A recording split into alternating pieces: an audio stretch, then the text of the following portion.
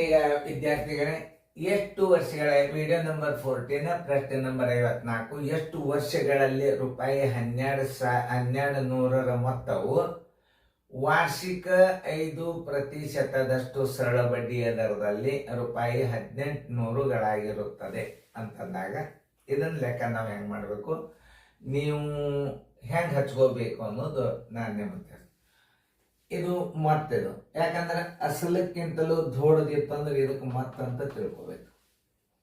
ಅಂದ್ರೆ ಕೆಲವೊಂದು ಕನ್ನಡ ಶಬ್ದದಲ್ಲಿ ಏನದ ಅಸಲಿಗೂ ಏನಂತಿರ್ತಾರ, ಮತ್ತಂತಿರ್ತಾರ. ಆಮೇಲೆ ಸರಳ ಬಡ್ಡಿ ಮತ್ತು ಅಸಲು ಕೂಡಿಸಿದ್ರು ಮತ್ತಂತಾರ. ಇಲ್ಲಿ ಅರ್ಥವನ್ನ ಸರಿಯಾಗಿ ಹೆಂಗ್ ಮಾಡ್ಕೋಬೇಕಂದ್ರ ಇದ್ರಾಗ ಅಸಲ್ ಯಾವುದು ಮತ್ತ ಯಾವುದು ಅಂತ ಕಂಡು ಹಿಡಿಬೇಕಾದ್ರೆ ಈ ಅಸಲದಕ್ಕಿಂತಲೂ ಮೊತ್ತ ದೊಡ್ಡದಾಗಿರ್ತದ. ಇದು ಮೊತ್ತ, ಇದು ಅಸಲ. ನೀವು ಅರ್ಥ ಮಾಡ್ಕೋಬೇಕು. ಯಾಕಂದ್ರ ಅಸಲಕ್ಕ ಅಂತೂ ಅದಕ್ಕೇನಿಲ್ಲ, ಪ್ರಿನ್ಸಿಪಲ್ ಅದು. ಆ ಅಸಲ್ ಮತ್ತೆ ಎದಕ್ಕೆ ತಿಳ್ಕೋಬೇಕು, 1200ಕ್ಕೆ ತಿಳ್ಕೊತಿರೋ ಏನು 1800ಕ್ಕೆ ತಿಳ್ಕೊತಾರೋ, ಅಸಲಕ್ಕಿಂತಲೂ ಯಾವಾಗಲಾದ್ರೂ ಮೊತ್ತ ದೊಡ್ಡದಾಗಿರ್ತದೆ. ಇದಕ್ಕೆ ನೀವು ಮತ್ತ ಅಂತ ತಿಳ್ಕೊರಿ. ಆಮೇಲೆ ಇದನ್ನ ಹೆಂಗ ಕೊಟ್ಟ ಸಂಗತಿಗಳನ್ನ ಸರಿಯಾಗಿ ಹಚ್ಕೊಂಡ್ರಿ ಅಂತಂದ್ರೆ ನಿಮ್ಮ ಲೆಕ್ಕ ಭಾಳ ಸರಳ ತಿಳಿತ. ಇಲ್ಲ ನೋಡ್ರಿ, ಅಸಲು ಬರೋಬ್ಬರಿ ಎಷ್ಟು? 1,200 ರೂಪಾಯಿ. ಆಮೇಲೆ ದರ ಬರೋಬ್ಬರಿ, ದರ ಯಾವಾಗಲೂ ಶೇಕಡ ಇರ್ತದ. ಎಷ್ಟದ ದರ? ಪ್ರತಿಶತ 5, 100ಕ್ಕೆ 5. ಆಮೇಲೆ ಏನದ? ಮೊತ್ತದ ಮೊತ್ತ ಬರೋಬ್ಬರಿ 1,800 ರೂಪಾಯಿ. ಅವ್ರು ಏನ್ ಕೇಳ್ಯಾರಂದ್ರ ಎಷ್ಟು ವರ್ಷಗಳಲ್ಲಿ ಅಂದ್ರೆ ಏನು, ಅವಧಿ ಬರೋಬ್ಬರಿ ಎಷ್ಟು, ಅವಧಿ ಬರೋಬ್ಬರಿ ಎಷ್ಟು ಅಂತ ತಿಳ್ಕೊಬೇಕು ನೀವು.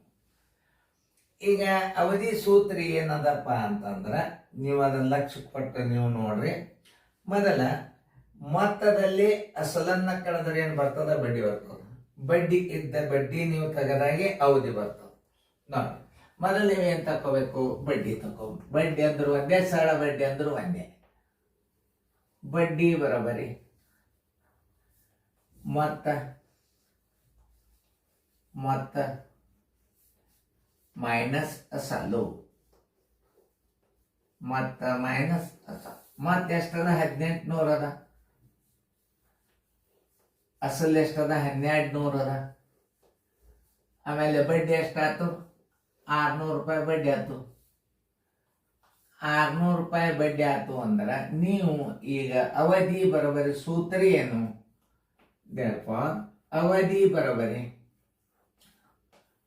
ಅವಧಿ ಬರೋಬ್ಬರಿ 100 ಗುಂಡ್ಲೆ 1. ಯಾಕಂದ್ರೆ 1 ವರ್ಷ ಅಂತ ತಿಳ್ಕೊಬೇಕು. ತಿಂಗಳಿದ್ರೆ 12 ಹಚ್ಚೋರಿ, ದಿವಸ ಇದ್ರೆ 365 ದಿವಸ ಹಚ್ಚರಿ. ಇದು ಬಹಳ ಇಂಪಾರ್ಟೆಂಟ್ ಅದ. ಬಡ್ಡಿ ಸರ್ವಸ್ವಾಗಲಿ ಅಸಲು ಗುಂಡ್ಲೆ ದರ. ಈ ಸೂತ್ರ ನೆನ್ಪಿಟ್ಕೋಬೇಕು ನಾವು. ನೋಡಿ, 100 ಗುಂಡ್ಲೆ 1 ಯಾಕೆ ಹಚ್ಕೋಬೇಕಂದ್ರೆ ಇದು ಕೆಲವೊಂದ್ಸಲ ತಿಂಗಳದಾಗ ನಿಮ್ಗ ಕಂಡು ಹಿಡಿಯುವಂತ ಪಾಳಿ ಬರ್ತಿರ್ತದ. 1 ಅಂದ್ರೆ 1 ವರ್ಷಕ್ಕೆ, 100ಕ್ಕೆ 1 ವರ್ಷಕ್ಕೆ, ಅದು ಆ ವರ್ಷದ 365 ದಿವಸದಾಗಿದ್ರೆ ಹಚ್ಕೋಬೇಕು. ತಿಂಗಳದಾಗಿದ್ರೆ 12 ಹಚ್ಕೋಬೇಕು. ಕೆಲವೊಂದು ಆ ನಿಯಮಗಳನ್ನ ನೆನ್ಪಿಟ್ಕೋರಿ. ಮುಂದಂತ ಲೆಕ್ಕ ಬಂದಾಗ ನಿಮಗೆ ತಿಳಿತದ. ಆಮೇಲೆ 100 ಗುಂಡ್ಲೆ 1 ಗುಂಡ್ಲೆ ಬಡ್ಡಿ 600 ಸರ್ವಾಸವಾಗಲಿ ಅಸಲು 1,200, ದರ ಎಷ್ಟದ? 5 ಅದ. ನೋಡಿ, ಇವೆರಡು ಪೂಜವಾದು, 12 ಒಂದಲೇ 12 50, 5 ಒಂದಲೇ 5 ಹತ್ತಲೆ. ನೋಡಿ ಏನ್ ಬಂತೀಗ? 10 ವರ್ಷ. ಅವಧಿ ಬರೋಬ್ಬರಿ ಅವಧಿ ಬರೋಬ್ಬರಿ 10 ವರ್ಷ. ಎಲ್ಲದ ನೋಡ್ರಿ 10 ವರ್ಷ. 10 ಇದ್ದದ್ದು ಎ, ಉತ್ತರ ಸಂಖ್ಯೆ ಎ. ಇವೆಲ್ಲ ಏನವ ಈ ಸೂತ್ರ ಮೇಲೆ ಬರ್ತಾವ ಇವು ಲೆಕ್ಕಗಳು. ಆದ್ರೆ ಕೆಲವೊಂದು ಏನಿರ್ತಾವಲ್ಲ ಮೆಂಟಲ್ ಎಬಿಲಿಟಿ, ವಿಚಾರ ಮಾಡತಕ್ಕಂಥ ಲೆಕ್ಕಗಳು. ಈ ಲೆಕ್ಕಗಳನ್ನ ಸರಿಯಾಗಿ ನೀವು ಒಂದ್ಸಲ ನೋಡ್ಕೊಂಡ್ರಿ ಅಂತಂದ್ರೆ ನಿಮಗೆಲ್ಲ ಲೆಕ್ಕಗಳು ಬರ್ಲಿಕ್ಕೆ ಚಾಲು ಆಗ್ತಾವ. ನೋಡಿ, ಅವಧಿ ಬರೋಬ್ಬರಿ 10 ವರ್ಷ. ಹೆಂಗ ನಾ ತಿಳಿಸೇನು ಇವೆಲ್ಲ ಸಂಗತಿಗಳನ್ನ ನೆನ್ಪಿಟ್ಕೋಬೇಕು.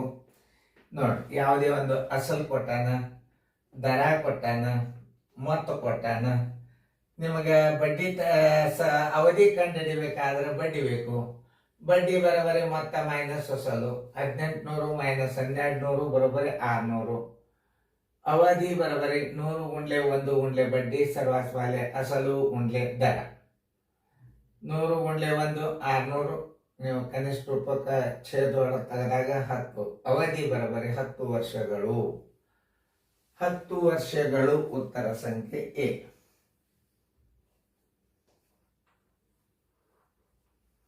ಓಕೆ, ಚೆನ್ನಾಗ ಫೇರ್ದಾಗ ಬರ್ಕೋರಿ. ಮುಂದಿನ ಲೆಕ್ಕ ಮಾಡ್ರಿ.